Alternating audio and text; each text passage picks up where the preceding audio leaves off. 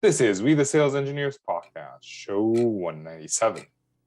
Welcome to We the SEs podcast, the show for sales engineers by sales engineers with your host, Ramsey Majaba. What's up, SE Nation? Welcome back to another episode. So this is the second time or the third time I'm doing the intro because I recorded it previously, like a week ago, and there was no audio. But I'm trying to remember what I said. I enjoy talking to every guest that we have, mainly because they are great guests, but also because as sales engineers, we don't really have a lot of people to talk to about sales engineering. It's always fun to find someone in the same domain. You know, doctors talk to doctors, engineers talk to mechanical engineers talk to mechanical engineers. There's a lot of different industries where they can just talk about their stuff and people understand it. But if you tell someone on the street, like, hey, I'm a sales engineer, they look at you funny. So it's always great. And today my guest is Paul Urfi, and I had a great conversation with him as well about sales engineering, about leading a team, about what he looks for while leading a team and how he does the things that he does. We talk about the check down method, which I wasn't familiar with. I think I use it, but I wasn't familiar with. So there's a lot of great stuff, and I don't want to spend a lot of time doing the intro. I'd rather you guys listen to Paul rather than myself. So let's just jump into the show. Hello, Paul. How you doing? I'm doing well, Ramsey. Thanks for having me. It is my pleasure. We've been trying to get this done for I don't know how many attempts, I guess, if you will. I'm excited. Yeah, it's usually on me though. No. Well, it's let's blame it on the cosmic universe or something. I don't know. Right. Out of our hands. Well, it was electricity last time, so yeah, that was definitely out of my hands. So can you introduce yourself to the folks? Yeah, absolutely. So my name is Paul Urfi. I live in Atlanta, Georgia, and I work for Armory.io, where I am the director of solution engineering. So do you have managers reporting to you, or is it just directly? Yes. Okay. Yeah. So, yep, I'm in a second line role, and so reporting to me, I have the SE teams, which are pre-sales, and for us, those are solution engineers, and then some post-sales teams, which are SA, solution architects, and then I have the technical account managers that also roll up to me in the org. Okay, so you have like the on the field pre-sales team, you also have the specialists, and then you have post-sales? Yes. Well, yeah. So the way that it works out, I've got the pre-sales team, and then if you're following an opportunity through the pipeline, they're passing off to post-sales, which would be the solution architects that are there for customer onboarding, education, maybe even some kind of advanced deployment type things. And then I've got technical account managers who are working with our customers over time. And so they're overseeing making sure that we have adoption and deployment, and they're getting the most value out of the product. Nice. They're to help them shepherd through support issues if there is anything like that, upgrades, etc. Okay. So you weren't born a director of pre-sales? No. I'm more like you probably have a journey to get to where you are. I'm curious about like the thought process of going from an SE to an SE leader and then now to a director. What was the thought process of I want to give it a try versus some people who don't want to do that? They're afraid of too much pressure, which is a valid point. You probably have a lot of work to do. It's definitely a case of be careful what you wish for. For me, it was the people end of it. So I've been an SE. I was an SE before people really even knew what SEs were, or before it was cool, certainly, which it is for anybody that's watching. And so for me, it was the people end of it. And as I progressed in my career, I realized that the people end of it, helping people get into this profession, help people kind of change their career trajectory, was that's what it was about for me. That's where I get, building the best SEs in the world is kind of like my why. So any chance and any opportunity I get to do that, whether it's helping someone into the field that's coming at it from maybe a different career, or somebody who just maybe doesn't even see that they have the right skills and character traits to be a great SE, that's my favorite thing, is changing people's world and helping them realize that there's this job that they've never heard of, but it's the greatest job in the world for the right people. So a lot of times when I talk to managers and directors, they say that's what they love about the role. But let me ask you this: how many expense reports do you have to approve per week? A lot. Yeah, And I mean, and you're absolutely right. That's the downside of it, right? Like if you when I'm working with people, it's always, do you want these hassles? Do you want to help other people succeed and so my job is to put other people on the stage, right? As SEs, there's not many of us that get to go to club and things like that, but that was always my goal, is how do I get somebody on my team on the stage? Not it's no longer about me. And so when I'm talking to people in their career development, it's, do you like that it's all about you? Do you want to have to worry about anybody else? Do you like being a parent? You like chasing, you like herding cats, you like chasing people around, make sure. And if you don't, and that's okay, then stay in an individual contributor role. There's other ways to be a leader without the people, the HR kind of part of it that you brought up. I'm actually creating a presentation of how to lead without being a leader, like being a individual and leading up. So that I might pick your brain. I might come back to this and pick your brain. Actually, I'm going through that at Armory now, is defining what those roles are, and that career depression. Career succession. I hope it's not depression. No, no, clearly not. But what does that mean? So at the top of that is usually some type of principal or top Staff. SE staff, right? Exactly. Yeah. What does that mean? What does that person do? Yeah, they don't have direct reports, but they still have a massive impact on the organization. They're still a leader, and it's a very important role. So what's that progression look like, and how do you get there? So I've heard conflicting arguments. Some people say when you become a manager, don't try to go higher up because the politics will kill you. And other people will tell me people become manager because they want to move up to director at some point, because being a manager is kind of useless at this point. You're just a middleman.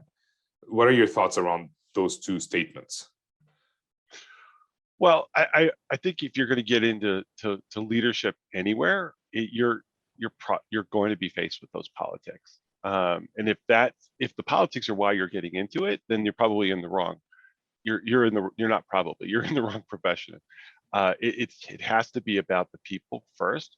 And so when I do the things that I do, it's always with my team in mind. How can I make things better for them? How can I block and tackle for them? How can I make my work better? Because let's face it, and granted, I'm biased, but SEs are an incredibly important part of the sales process, part of the organization. And quite frankly, if done right, the SE org or the SE team can be a competitive differentiator. Yeah. I always tell people, like, every time an SE opens their mouth, they're either adding value or removing value. So yeah, like, we can help close the deal and ease up the negotiation process, or we can make the process all about pricing, right? Just based on the way we talk.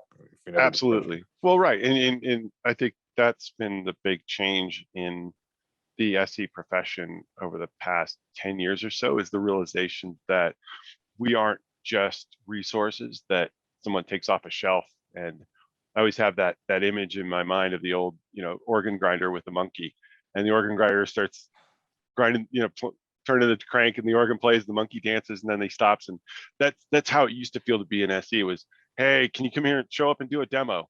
Okay, great. I'll be there.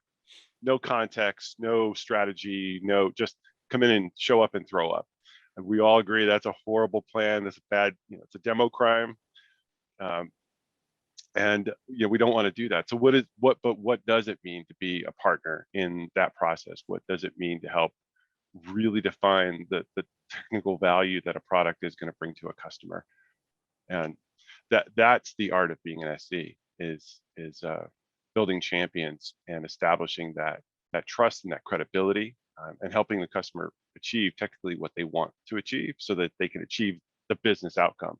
And if they aren't aware of that business outcome, helping them see the bigger picture of how what they do, and whether it's a platform engineering team or an SRE in our case, how what they do and what they create with our products will impact the business. Okay, so we're not supposed to just show up on a demo and do a demo based on what you just said. Where in the sales cycle should an SE come in to be able to just do exactly what you just said, like start building that relationship, building trust, and understanding the business in order to offer a proper solution? Yeah, and this is super important. And actually, I see a lot of companies struggle with this, especially earlier on, because there seems to be a naturally created delineation between, oh, this is pre-sales, and this is sales, and the sales people are going to take care of this part of it, or the SDRs are going to do it. And for me, the right place to get an SE involved is in discovery. Can you? I see a lot of people conflate or confuse qualification with discovery. What is your definition? Where does discovery sit in the sales cycle for you, and what is the definition of discovery? Yeah, so discovery drives qualification, and in my mind, so is what I want is an unbroken rope between the first contact between top of the funnel marketing and implementation. Like, and when I say that, I mean in terms of the value and what we're providing for a customer and the types of problems that we're solving. That starts right at the beginning. It starts actually with the marketing messages and the outbound kind of stuff, or the outreach from SDRs or inside business development folks, talking about the right problems that we solve and the benefits that we bring. And then at that point, so in those situations, say I've got an SDR that lines up a call for a salesperson, I want the SEs on that call as well. Not simply because I want more people in the room, but I want their perspective there as well. And okay, because more often than not, if we don't do that, there's a ton of questions that an SE is going to have, or that before we go back and meet with the customer. So if we can get that SE and the account executive, AE, whatever you call that person, on that same call, asking questions, qualifying early, and then figuring out what exactly is the pain that this customer has, right? So we think about it, right? There's really only two things you need to sell software. You need a pain that's worth solving, and you need a champion, somebody who cares and is willing to be that champion sell for you internally, etc. If you've got those, you've got a pretty good opportunity of closing a deal. But you got to get there early, and it's about that qualification. You have to be ruthless. And so having an SE there to say, hey, do I have technical fit? Can we even work with their stack? Are they coming to us with a pain that we can solve really well, or is this a one-off or some other sort of not a great fit use case that maybe we don't want to go after? So with the SE, like from what I'm hearing from you, it's more of a technical qualification that the SE is being a part of. There's like the band and Medic portion that is just like, do you have time? Do you have budget, money, timeline, whatever? Right. Is that done by the SDR? Because in my experience, a lot of SDRs just pass it on to the AE, who then have one meeting with the SE and they conflate technical discovery with business, like BANT. And then the SE has 5 minutes at the end to do a technical discovery. Yeah, that it should be a conversation. Just like you and I are sitting here talking, it should be, let's talk about what your problems are, because what I tell everyone is go find pain, tech fit, and a champion. Was the way we've always looked at it. If you can find you find those, you're good. And it's that, what's the problem that you're solving? What's the pain? Why is that pain worth solving? What's going to happen if you don't fix this? And can we work with your stack? Oh, can we even deploy in your environment? Those are basic questions, because if you don't get those out of the way, then, because it's all about velocity, Ramsey. If I can get that done earlier, the next meeting I have can be a demo. And more importantly, because I went and did discovery, the next meeting I have, right? So maybe now we're 2 meetings in, maybe 3 if you count the SDR. But that next meeting, because the customer's already like, let me just see it. Now, if I've done discovery, I've had the SE there, I can come in and do a very custom demo. And it's the classic bridge demo. How can I take you from present state to future state? And it's a bridge demo. And if I know what the customer's pains are and why they matter, I could literally walk them across that bridge and say, I can help you, or I can't. And I want to know that too. It's very interesting. Yeah, because I've been in discovery calls where it's not a conversation, where a salesperson asks their question 30, 40 minutes. Then they turn to the SE, like, SE, do you have any question? Then SE may have 5 minutes to ask the harder questions, the ones that have longer answers. And then at the end of the call, it's like, all right, we need to schedule another call to continue our conversation, or we need to schedule a demo, but I don't have all the information to actually show you. So in your mind, what's the purpose of a discovery call from this, not SE perspective, but from the sales team perspective?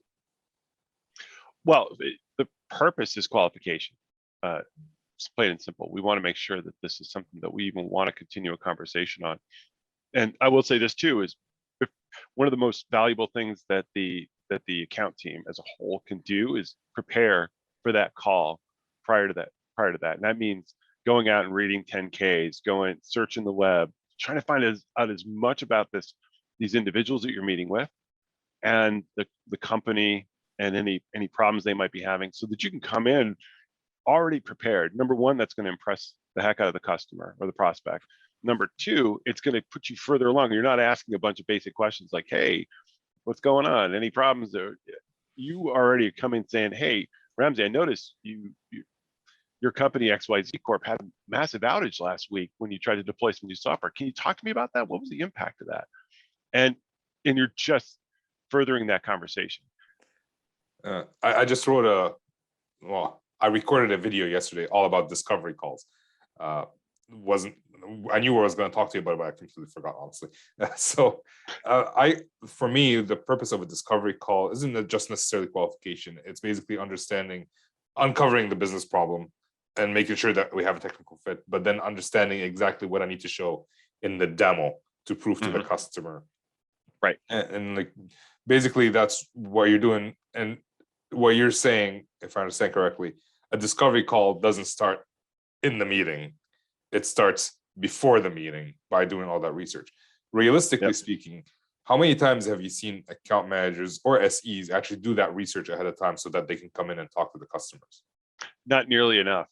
The good ones do, and the ones that are super successful do, because again, it's all about velocity. So the quicker I can get to a qualify in or out, the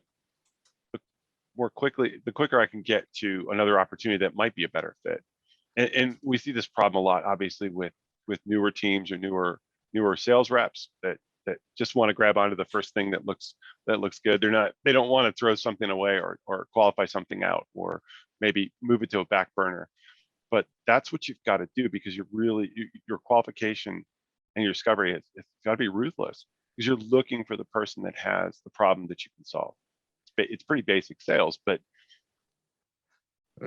I'd be interested to know, and I would love your opinion, why, if the successful teams are doing this, and we see that the successful team, and as people say, success leaves clues, those that are not doing it, why can't they tell that, okay, this is a successful way of doing it, and let's do it as well, versus going for the low-hanging fruit instead of being advisors, becoming order takers?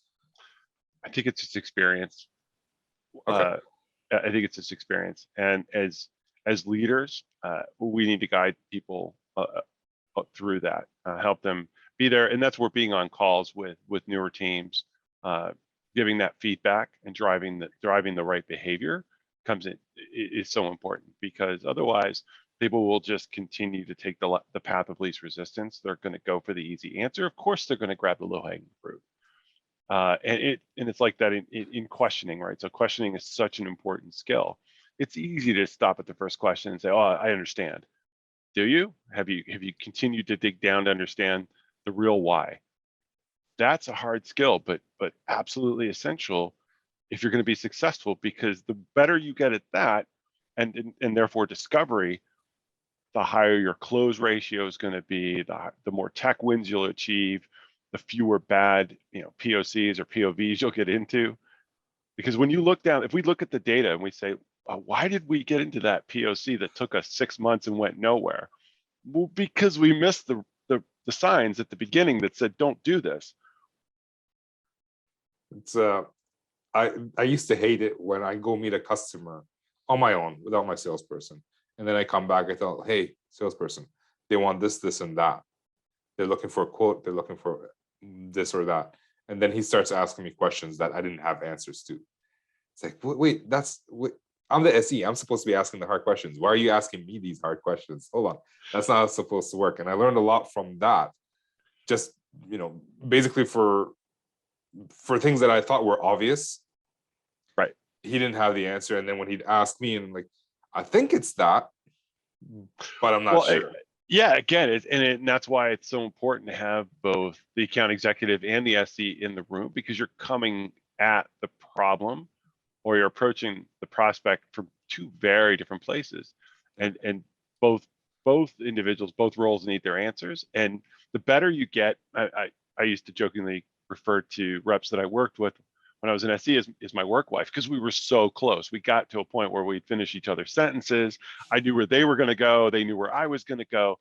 And it was just this dance, and it was great. And but it took a while to get there. You have to spend time together. You have to have a good working relationship. But once you get that partnership solidified, it's great. Yeah. My salesperson and I used to make like self-deprecating jokes against each other in front of the customer. Oh yeah, all the time. Which all the time. Which sometimes rubbed the customers the wrong way, and then we had to learn, like, okay, take it easy with this person, not that person. But yeah, it's always fun to actually. I think it's fun for the customer to see two people who are like working together versus against each other. Absolutely, and confident, and it's like that Maya Angelou quote, right? People won't remember what you did, they won't remember what you said, but they will remember how you made them feel. And it's that confidence that comes from that relationship, the confidence in the product and the solution. And if you do your homework, you definitely build that confidence. And somebody will walk out. Well, all you're going for out of that demo and that last qualification meeting is for the customer to walk out and go, I really like Ramzi, and I think he can solve my problem. That's what you want. And then we go dive in deeper. We do some scoping. We make sure we have tech fit. We make sure the customer and all the stakeholders agree on the problems that we're solving and the use cases and things. But it's that emotional connection that you make with the customer, where they're like, I really like this team, and I like their solution. I want to take next step with them. That's what drives your premium. That's what drives everything that you do. I want to add to that, like, there's credibility between the SEs and the customers, generally speaking. And if the SE likes their salesperson and they have that relationship, the credibility passes from the SE to the salesperson as well. Very true. Yeah, great point. That's that you're adding value there, where now the salesperson, it's easy for the salesperson to have a conversation with them. What kind of, let's say I'm a brand new SE, you've witnessed my discovery greatness. What are some of the mistakes that you see brand new SEs do in a discovery call?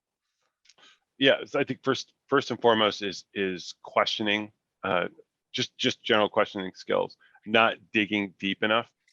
So as you're looking for, say, for example, for the a customer pain or why they've called us in, or what they think they want to achieve. Generally, once you get past the whole first level answers, that's where the champion building. So for example, if I'm talking to you and you're telling me, well, I need to make sure my software deploys without problems every time, that I can roll it back automatically.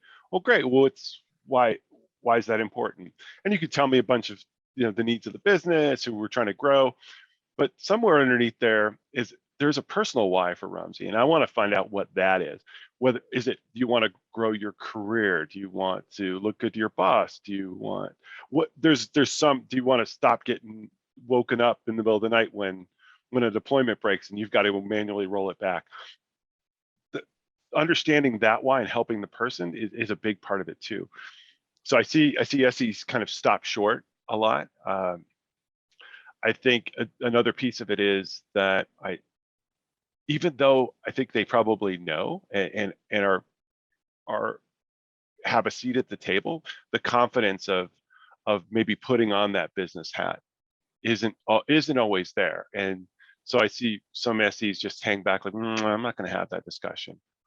But we want them to. It's the S&E theory, right? There's three types of SEs. There's the traditional SE, which is little s, big E, and that kind of is that, that resource that we talked about. And then there's big S, little E, which is more, more technical oriented sales, but not a lot of engineering depth. But what I want and what I seek to build are big S, big E, and they've got that sales acumen. They understand the business side of it. They understand the sales process, but they can easily roll up their sleeves and do it.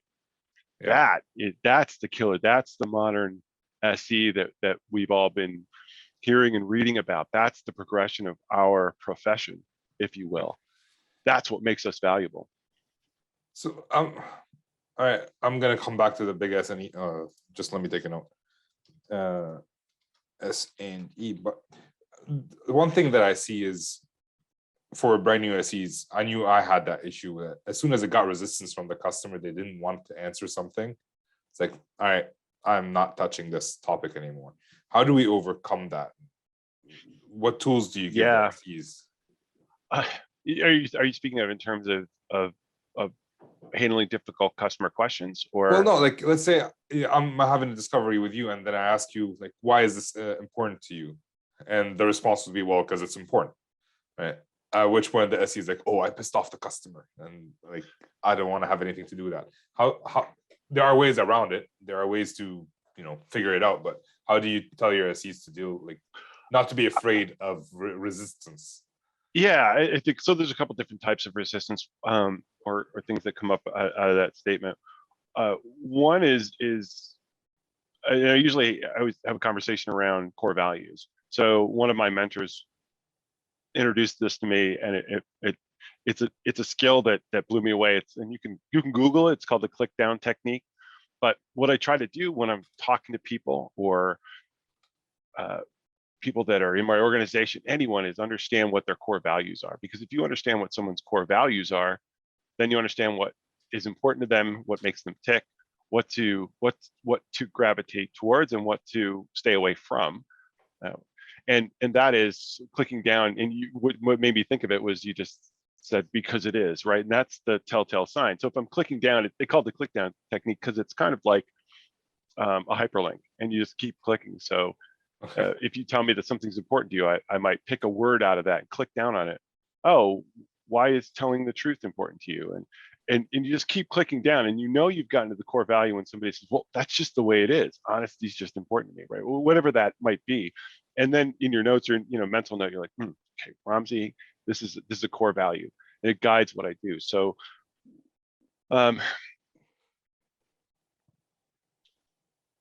where were we going with that? We're trying to teach. What you're saying is that basically sometimes you clicked so far down that it's just the way it is. Yeah, and so that's making that connection value with that individual that you're talking to, and that's the first part of champion building. Right? The things that I see, especially for new SEs, is they don't even get there, and there's a bit of resistance at the top. Because not all customers want to talk to SEs or salespeople. Like, they don't want to talk to sales teams. They might have been forced into a meeting with the sales team. And as SEs, we need to be able to actually build that trust and figure out how to gather information. Sometimes it's not going to work. It's just those meetings where I'm only meeting with you because my boss told me I had to. Yeah. Those are challenging, and sometimes you'll be able to actually have a conversation, find something that matters to this person and a problem that's worth solving, and that then evolves into a completely different conversation. Yeah. But sometimes you don't, and that's okay too. It's better to walk away and not have wasted this person's time than to try to keep digging for something that's just not there. But for SEs, I think it's the comfort level of knowing the value that you bring to the table, and that it's okay to say, this really isn't a fit, because ultimately the customer or the prospect is going to have way more respect for you if you come back and say, listen, I've seen this. I worked with hundreds and hundreds of customers just like you. You don't have a problem that we can solve, but here's actually what I see your problem is, and that's what they bring expertise. and they bring experience and say, listen, I can't do this for you, but why don't you go look up this vendor, or this is actually the direction you probably want to head in to solve the problem that you've got. That will generate more respect. I mean, for me, having been on the other side of the table as an IT director, those types of SEs and even sales teams are rare. But you know what? They're the ones that I called back when I had the problem that I knew they could solve, and that's key. It's interesting. I just had I just published an episode with a gentleman by the name of Jason Cutter, who's a salesperson. He's like call center sales. Yeah. But it's all about like the way he talks about sales in general.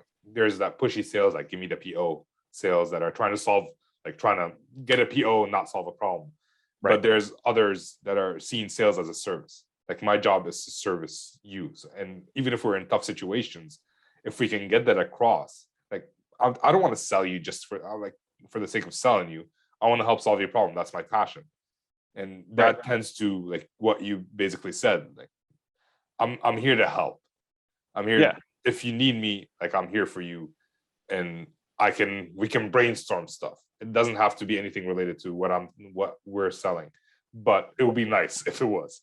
And that's another, actually, I'm glad you said that, because that's another great reason to have the SE and the salesperson in the room, because the salesperson's automatically battling that perception that they're just here to sell me something, and the SE typically has a little bit more credibility and isn't seen that way. So the two individuals could say the exact same thing, but depending on the persona that we're talking to, it could be received completely differently. And listen, I've worked with a lot of reps that were probably, they could have easily been SEs, but they just happen to have those additional, I guess, people skills or soft skills and they could handle the fact of carrying massive quotas. And so, but it was all about perception. So you need them both there, because there's going to be one role is easier to trust than the other in the customer's mind. I would advocate initially. for experienced SEs. They can actually run a discovery all on their own. Oh, 100%. It saves the salesperson a lot of time, I guess. But there's also the fact, like if you're a brand new SE, I feel like you're always worried about ruining the deal for the salesperson, or what the salesperson is going to say after the call, like, oh, you just lost me this deal. Where that hurts. And but if you're right, if and you don't have to approach it in such a draconian way, but I usually have the conversation with reps of, look, I'm here to help you get what you want, which is a closed sale. If I can help you avoid falling in a hole early on, isn't that better than us doing all this work, getting into a POC, and POCs are big, heavy, expensive, and dangerous? Isn't it worth it to figure that out now? Well, and most of the time they go, yeah, you're right. But it doesn't mean we can't work with this prospect that you've got. We just can't. What you think is their problem isn't their problem, and we're not a fit. So let's go find something else, or let's go talk to more stakeholders in that organization who might have the problems that we can solve. Well, that's a conversation I actually had with one of my salespeople. Like, I didn't just lose you the deal; I just saved you time. I just saved you. Find another deal that actually works.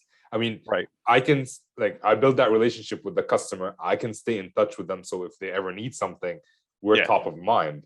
Or if their requirements changed, we're top of mind. But for now, we didn't uncover anything that we can help them with. At which point the salesperson was like, yeah, okay, you're right. Let's just move on, and we'll find a better deal. But there's always that pressure on the salesperson, which gets kind of pushed down to the SE, that they need to close deals. Otherwise, they won't get paid, or their head is on the chopping block, or there's a million things that salespeople go through that SEs just look at them and laugh. He's gonna get yelled at by the boss, right? Because they close the deal, which is funny for us, but it's like their livelihood. Right. Well, yeah, and it's personal. It's always I always tell SEs, well, anybody on my team, but understand how the people that you're working with get paid, so that you understand their motivations, and they'll help you understand why maybe they're doing what they're doing, right? Well, if you were mostly commission based, if your comp plan was flipped, what would you be acting like? What's going on there? So it's understanding, how everybody in your ecosystem, from the sales rep to the SE to a TAM to a CSM, how are they compensated, and what are our mutual goals? That's tough. So, like, do you feel, I don't know if this might be a leading question, but is it a disservice to have salespeople so leveraged, like in terms of commission versus base? Because No. I don't know, it feels for me like it's incentivizing sale, like the pushy sales versus the service sales. Yeah, and I don't think it is, because I believe in the old adage that compensation drives behavior. That being said, one of my favorite things is creating new SEs. So bringing in people from customers, or even from internally, from support or development, that have the desire to be customer facing and have those great the right personality traits to be successful. One of the first things I have to teach them is how to deal with salespeople, because they're unlike anyone else they've ever met. And I remember when I was onboarding a brand new SE at a prior company, I took her to she had joined, and we all went out to sales kickoff, and just the look on her face, it was almost one of horror. Like, what is this madness? And I'm like, this is everything. And I had to reassure her, everything you're going to see, for the most part, is totally normal. Like, this is what happens. Just, it's okay. And as we went through sales processes, and she's an amazing SE now, but just those first few opportunities, the natural inclination was to hang back and let this salesperson do whatever it is that they do. So she had to really understand their sales process, their thinking, how they get compensated and paid, how they do their job, to understand her role in it, and how not to get run over, how to be able to know that she had the right and the responsibility to pull the brake if she saw us heading towards something that was a mistake or wasn't going to end well for anyone involved. And once SEs get that confidence and understand their role in the process, things get a lot better. Otherwise, there's a really good chance they're going to get run over, or they're going to be just pegged as someone's demo monkey. It's so funny, because my first experience, I was the first SE in my territory ever. Like, they used to go through a reseller, and then they hired me as a direct seller SE. Yeah. And they hadn't hired a salesperson yet. And within my first week, I had to go to, they had their quarterly training. So I went down to Raleigh. The first experience I had with salespeople, like, we had a bunch of people in the room. Some were asking stupid questions, and some were asking smart questions. I couldn't tell what the difference was. And then my manager, so I showed up late because my plane got delayed, yada yada. So I never got the proper introduction. I didn't know who anybody was. I just went and sat. And then at lunch, my manager stands up and says, "All right, SEs, you stay in this room. Those who've had a lobotomy, go to the other room." Like, that's my introduction to salespeople. It's like, and it's still stuck in my mind. Like, this is how we treat salespeople, with such disdain as sales engineers. Yeah, and that's actually something I actively discourage. Like, if you foster, if as a leader, if you purposefully and consciously foster an us and them mentality in your culture, you're gonna fail. I think I agree with that, but I think what he was trying to do is just foster a camaraderie. Like, we make jokes at each other. The way we crack jokes at each with salespeople in the meeting. Of course. But like, as a brand new SE sitting there, used to being like, I'm Canadian. Nobody speaks like that. Everybody's polite, but you get to meet with SEs, and everybody swears all the time. When we're outside of, like, with customers, we're so polite and respectable, but then everybody swears like the second we walk out, just because that's the way they talk. It was completely different culture for me, and that's how I got introduced into sales engineering. So I just wanted to share that with you. Yeah, no, it's funny. No, listen, we joke with each other. I mean, the reps I've had the privilege to work with, they would crack jokes about me being a nerd and a geek and blah. And I just fire right back with, oh, the clueless sales guy over there. You don't know how this works. That's why I'm here. Yeah. But it was that lighthearted back and forth because we were friends and we were close before anything else that won that won the customer over. Or it's when it turns not nice or you don't have a good fit that everything breaks down and you can't go back to discovery. You can't do anything right. You can't do discovery. You can't, because it's always a contest and it's a butting of heads. And that's the customer. There's that concept of emotional contagion. The customer picks. You've hinted at it a few times, right? The customer will pick up on that energy. Will pick up on whether or not you guys like each other or it's got to you have to trust each other. Yeah. Absolutely. That's all right. You dropped so many gems today, Paul. I've been told I'm full of it, so maybe it was gems that I'm full of. Yeah, maybe you're full of gems. I'll go with that because you're my guest. Yeah, we'll go with that. So it's time to move on to the not so fire round. These are the same 4 questions I ask almost every guest, and I'd love to hear what you think about it. I think you already answered the first one, but let me ask you again. What do you love about sales engineering or being a director of sales engineers? You can pick whichever one you want. Yeah, for me, it's building great SEs and building great SE teams. That because whether we like it or not, sales tend to cycle, right? They have runs, they do well and they leave, but it's from a pre-sales perspective and from a sales perspective, it's the SEs that we tend to stick around. We're the ones the customers can count on. They might get a new rep, but as long as they've got the same SE that they know and trust, they're going to continue to do business with them, with us. Nice. All right. Question number 2. What would you change about the way sales engineering is done or what directors do, I guess, for sales engineers? Yeah, I think for me, ultimately, and I've seen the progression of our profession over the course of my career, and it has gotten better. But what I would like to see is maybe a standardization of terms of titles. Are we a sales engineer? Are we a solution engineer? Are we a solution architect? And is that pre-sales? And I'd like to see, and I think we're starting to see it more and more, is that pre-sales being its own function outside of sales with an equal seat at the table.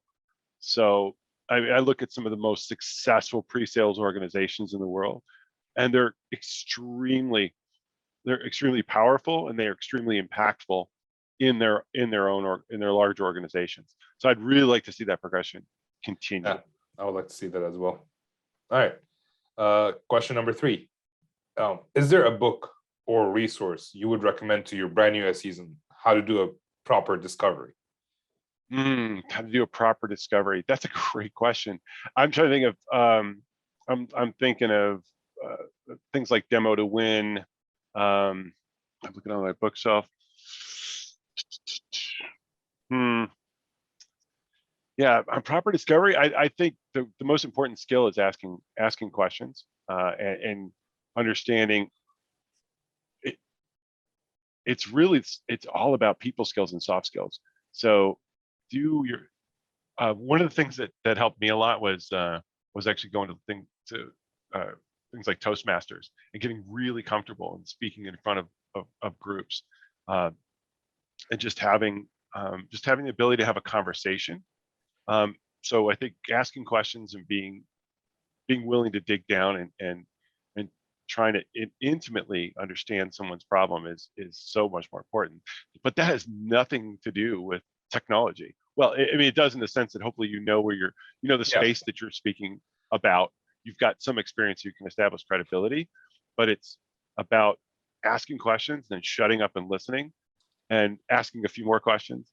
So I do a lot of coaching and mentoring in my career and in my personal life, and people often say, "Oh, it's the most amazing conversation," and I kind of giggle because I'm like, I didn't say anything.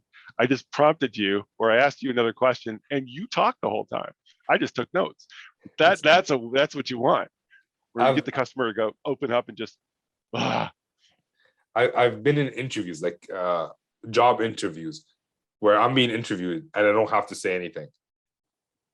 Because Yeah, I just started like ask a question. Maybe I start like they asked me a question like, oh, tell me about yourself at the beginning of the interview. And then like 5 minutes later, I ask a question and there you go. Now I sit back for a half hour. And by the end of the interview, the hiring manager, whoever I'm talking to, thinks I they're did the like, you're best interview brilliant. ever. And I didn't have to do anything. I have had that same experience, but that's the skill, right? And that hiring manager walked out like, oh, this most amazing. Ramzi was amazing. He said all these great things. Like I said 10 words. Yeah. That's it though. But it's a big part of that though, Ramzi, is that you're likable. Right? You got to be likable, and people then create that emotional connection. They feel like, oh, this person's somebody that I can, and you're not going to have it with everybody. We don't click with everyone, Yeah. but if you do, that's when that partnership begins, and they start telling you what's going on, and you can start digging down. You understand their core values, you understand the real why, and it's the ability to have that conversation. That's key. I think I'm likable for two reasons. Do you the now? reason I'm likable is because I ask questions. Yeah. Like it shows that I care, and I actually do care. I remembered that you had some electrical issues last week. Yeah, it wasn't that hard to remember, but I'm not but that if anyone's out there and want to be likable, it's like the book what was by Dale Carnegie. Oh, how to win friends and influence people. Be interested more than interesting. Right? And yes, that's it. And absolutely that was one of the first books I read after college, because a friend of mine, a roommate of mine had started with a company, and they made him go through the course. He's like, "Here, you should read this." I'm like, "Okay." And I started I'm like, "Wow, this makes total sense." Maybe that's the book that we recommend today. Yeah, maybe that's the book we recommend. Awesome. Yeah. So the last question of the not so fire round, it's related to two books that are behind you: The Power of Habit and Atomic Habits. Which is there a habit you're working on today to improve in your professional or your personal life? That's a great question, man. We should have given these to me before. No, actually. So I think, well, no, the answer is yes. So I'm trying to go back and reestablish some habits. So COVID kind of threw everything for a loop, but I'm using some apps and things like that to help drive those habits. But just getting back into a morning routine of getting up, and I typically have a morning call with a bunch of guys that we just talk about life and get our heads screwed on straight early on. We've all been friends for years, so we just started having coffee together in the mornings. That's fun. But then exercise, but really routine. And then I have time set aside in the morning first thing for enablement or disrupting myself. Like, what are the things that I can do? So all of that has caused me to get up earlier. So in order to get up earlier, I have to go to bed earlier. So I'm trying to keep more of a schedule. That's very interesting. The fact that you have a call every morning with a bunch of friends. All right, now I'm gonna have to make friends to do that. All right, perfect. Thanks. Yeah, but it was crucial actually. So during the pandemic, where we couldn't get out and see people, and we're not doing it over video. We're just talking about stuff, and so or inevitably somebody has something going on in their lives. They're like, "What do you guys think?" And then we all just talk about it, because if I don't do the things for myself before, say, 8 or 9 o'clock, that's not going to happen, because then the rest of the day really belongs to somebody else, whether it's my coworkers or my team or the business or my family. I don't have, and it left to my own devices, I'm not going to go to the gym at 6 o'clock, or I'm not going to want to sit down and read that book or master that skill after work, because I'm just drained. But if I get up a little earlier and I do it, you see there's a lot of things like the 5 a.m. miracle, and people talk about this, but for me, that's what works. And not everyone's a morning person, but I tend to do all the things that I need to do for my own health and well-being and professional advancement first thing in the morning, so I can get them out of the way. And I can't tell you how many times I've given this book away, The Power of Habit. What a absolutely great book. Okay. All right.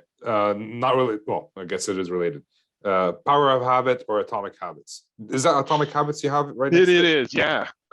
Which is like, if someone wants to buy only one, which one would you recommend? I think I'd buy Atomic Habits, and then do the workbook. James Clear comes out right out of the gate with something that I think is it's so valuable in any career, which is kind of the idea of the 1% improvements, right? He starts talking about the British cycling team and how they went from absolutely horrible to world-class champions. And it was about just making small tweaks, 1% improvements everywhere they could find, and not trying to boil the ocean and solve everything. It's, first of all, let's put out the fires. What are the easiest things we can do? Where can we improve?